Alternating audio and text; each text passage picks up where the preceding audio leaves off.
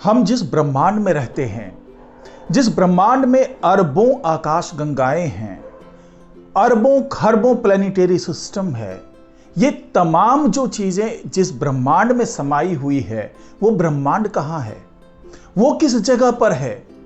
तो वैज्ञानिक जो अक्सर ये दावा करते रहते हैं कि जिस तरीके से हमारा ब्रह्मांड है, यानी कि जो ऑब्जर्वेबल यूनिवर्स है, जहां तक की जानकारी हमारे पास है, जहां तक की चीजों को हम ऑब्जर्व कर पा रहे हैं, इस ब्रह्मांड के अलावा भी लाखों अरबों ब्रह्मांड हो सकते हैं। तो अब सवाल ये उठता है कि हम जिस ऑब्जर्वेबल ब्रह्मांड की बात कर रहे हैं, ऑब्जर्वेबल यूनिवर्स की बात कर रहे हैं, वो कहां स्थित है। तो वैज्ञानिकों ने जो एक बहुत ही चौंकाने वाला खुलासा किया है, वो ये है कि हो सकता है कि जिस तरीके से हमारा ब्रह्मांड है और इसके अलावा भी जो बाकी ब्रह्मांडों की कल्पना की जा रही है, ऐसे ब्रह्मांड हो सकता है किसी ब्लैक होल के अंदर मौजूद हो। जी हां, अभी तक हम केवल ये जान पाए हैं कि ब्लैक होल कैसा व्यवहार करता है, लेकिन अभी तक हम ये नहीं जान पाए हैं कि ब्लैक होल के अंदर होता क्या है। तो वैज्ञानिकों ने एक कैलकुलेशन के आधार पर यह साबित करने की कोशिश की है कि ये जो ब्रह्मांड है वो किसी ब्लैक होल के अंदर स्थित है। तो ये किस तरीके से अंदाजा लगाया गया है, क्या कैलकुलेशंस हैं वैज्ञानिकों के, और क्यों ऐसा कहा जा रहा है, क्योंकि पहले ये केवल अनुमान लगाया जाता था, लेकिन अब कुछ ठोस नतीजे वैज्ञानिकों को मिल गए हैं। तो उसी के बारे में बात होगी आज की इस वीडियो में, तो इस वीडियो को आखिर तक जरूर देखिएगा। नमस्कार, मैं हूं डॉक्टर सुरजीत सिंह और आप देख रहे हैं महाना मिस्ट्री। अगर आपने अभी तक इस चैनल को सब्सक्राइब नहीं किया है तो सब्सक्राइब कर लीजिए, और अगर आपको ये वीडियो अच्छा लगे तो इसको लाइक कीजिए, शेयर कीजिए और कमेंट जरूर कीजिए। तो ब्रह्मांड का ब्लैक होल के अंदर होना अपने आप में बहुत ही दिलचस्प पहलू हो सकता है और बहुत ही चौंकाने वाला भी खुलासा है, क्योंकि पहले वैज्ञानिक अनुमान लगाते थे, अब उस नतीजे पर पहुंच रहे हैं कि जी हां, हो सकता है कि हमारा ब्रह्मांड भी ऐसे ही किसी ब्लैक होल के अंदर समाया हुआ हो। हाल के वर्षों में ब्रह्मांडीय अवलोकन और खोजों ने हमारी आकाश गंगाओं, सितारों और ग्रहों के बारे में ज्ञान को एक नई दिशा दी है। इस संदर्भ में जेम्स वेब स्पेस टेलीस्कोप द्वारा की गई खोजें बेहद महत्वपूर्ण है, क्योंकि यह टेलीस्कोप हमें ब्रह्मांड के उन हिस्सों में देखने की क्षमता प्रदान करता है जो अब तक अज्ञात थे। 2025 में की गई जो एक नई खोज है, उसने वैज्ञानिकों को चौंका दिया है। प्रारंभिक आकाश गंगाएं एक खास दिशा में घूम रही है और यह दिशा किसी खास पैटर्न का पालन करती है। जी हां, यही वो खोज है जिसके आधार पर वैज्ञानिकों ने जब आगे विश्लेषण किया तो नई नई जानकारी सामने आई, और उसी में से एक जानकारी ये भी थी कि हो सकता है कि हमारा ब्रह्मांड किसी ब्लैक होल का हिस्सा हो। जेम्स वेब स्पेस टेलीस्कोप ने यह पाया कि शुरुआती आकाश गंगाएं जो हैं, जो प्रिमोर्डियल गैलेक्सीज कह लें जिसको, वो उसकी एक बड़ी संख्या एक खास दिशा में घूम रही है।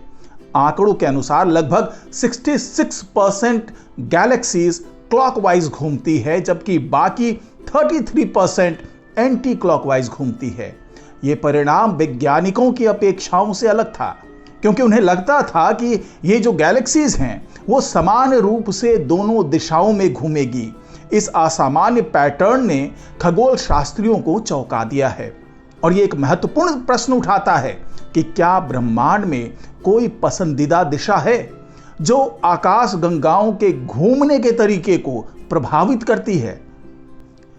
वैज्ञानिकों को पहले से यह उम्मीद थी कि ये जो गैलेक्सीज हैं एक अनियमित तरीके से दोनों दिशाओं में घूमेगी, लेकिन जेम्स वेब के डाटा से पता चला कि इनमें से अधिकांश गैलेक्सी एक खास दिशा में घूम रही है। यह विचार करना दिलचस्प है कि इस प्रकार के पैटर्न का कारण क्या हो सकता है। लिगो शामिर ने, जो इस शोध के प्रमुख वैज्ञानिक हैं, उन्होंने ये निष्कर्ष दी कि दो प्रमुख संभावनाएं इसके लिए जिम्मेदार हो सकती है। अगर हम पहली संभावना की बात करें तो पहली संभावना यह है कि ब्रह्मांड जन्म से ही घूम रहा है। अगर यह सच है तो यह एक नया दृष्टिकोण पेश करता है जो ब्रह्मांडीय संरचना के बारे में हमारी समझ को बदल सकता है। यदि ब्रह्मांड स्वाभाविक रूप से घूम रहा है तो इसका मतलब यह हो सकता है कि आकाश गंगाओं के घूमने का ये पैटर्न भी उसी घूमने की प्रक्रिया का परिणाम है। इस परिकल्पना के अनुसार ब्रह्मांड के सारे घटक जैसे गैलेक्सीज, तारे, प्लैनेट्स और ब्लैक होल सभी किसी एक केंद्रीय धुरी के चारों ओर घूमते होंगे। ठीक उसी तरीके से जिस तरीके से सूरज हमारा केंद्र है और सूरज भी एक केंद्र के चारों तरफ घूम रहा है और हमारे जो तमाम ग्रह हैं वो उस केंद्र के चारों तरफ चक्कर लगा रहे हैं, उसी तरीके से ब्रह्मांड की ये जो सारी चीजें हैं वो भी किसी केंद्रीय धुरी के चारों ओर घूमते होंगे, ऐसा वैज्ञानिकों का अनुमान है। यह विचार एक और खगोलीय सिद्धांत से मेल खाता है जिसे ब्लैक होल कॉस्मोलॉजी कहते हैं, या फिर इसे शॉर्टशील्ड कॉस्मोलॉजी भी कहा जाता है। इस सिद्धांत के अनुसार समस्त ब्रह्मांड किसी विशाल ब्लैक होल के अंदर हो सकता है। यह सिद्धांत पहले भौतिकविद राजकुमार पथरिया और गणितज्ञ I.J. गुड ने प्रस्तुत किया था। इसमें यह विचार किया गया है कि जैसे ब्लैक होल का एक इवेंट होराइजन होता है, वैसे ही ब्रह्मांड की भी एक सीमा हो सकती है जिससे बाहर कोई भी वस्तु या जानकारी नहीं निकल सकती। इस सिद्धांत के अनुसार ब्रह्मांड का हर हिस्सा एक ब्लैक होल के अंदर स्थित हो सकता है और इस विचार से यह भी हो सकता है कि हमारे ब्रह्मांड का जन्म भी किसी ब्लैक होल के अंदर ही हुआ हो। अब अगर हम दूसरी संभावना की बात कर लें तो दूसरी संभावना यह है कि यह पैटर्न किसी अन्य खगोलीय प्रभाव का नतीजा हो सकता है, जैसे कि कोई खगोलीय बल, गतिकीय प्रभाव या किसी और प्रकार का गुरुत्वाकर्षणीय प्रभाव।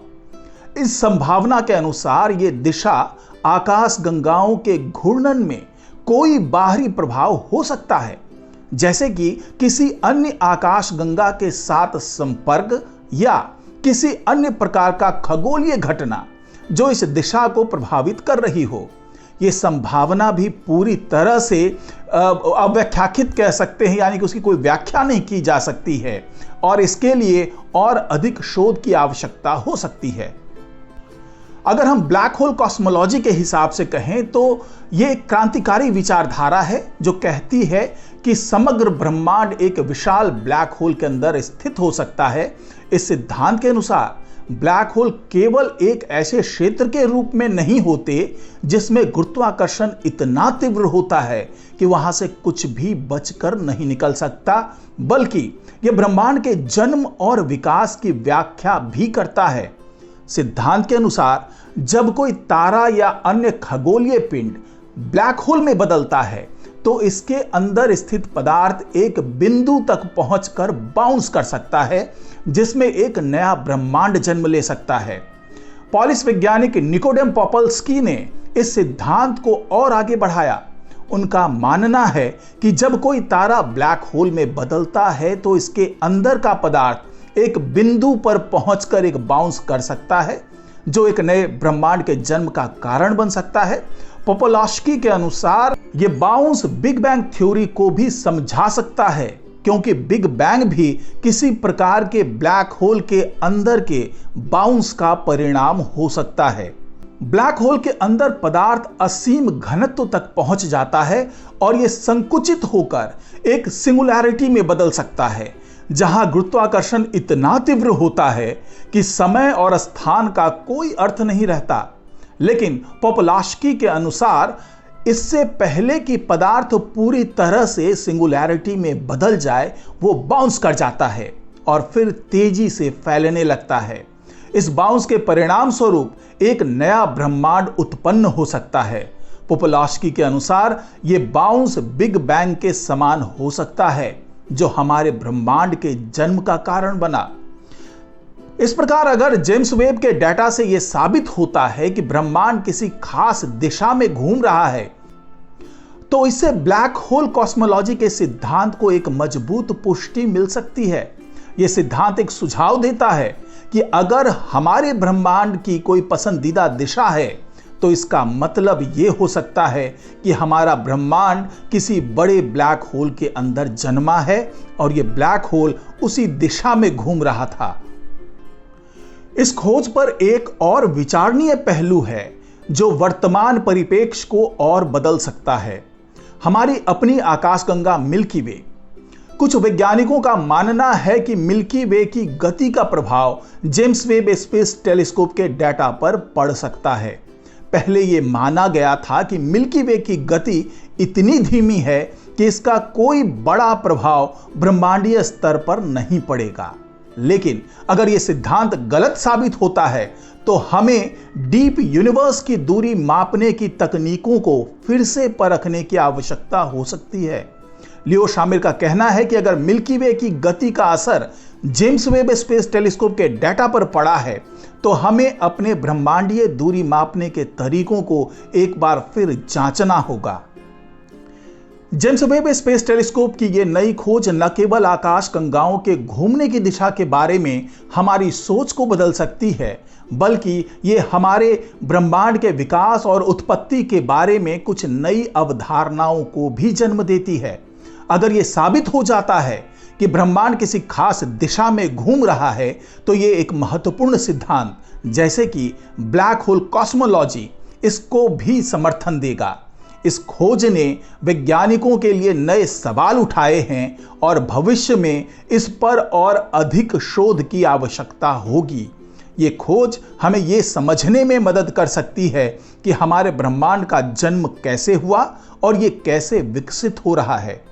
तो यही वो सिद्धांत है जिसको लेकर के वैज्ञानिक बहुत उत्साहित हैं और उन्हें ऐसा लग रहा है कि हो सकता है कि हमारा ब्रह्मांड किसी बड़े ब्लैक होल का हिस्सा हो और यह भी हो सकता है कि हमारे ब्रह्मांड का जन्म ही ब्लैक होल के अंदर हुआ हो।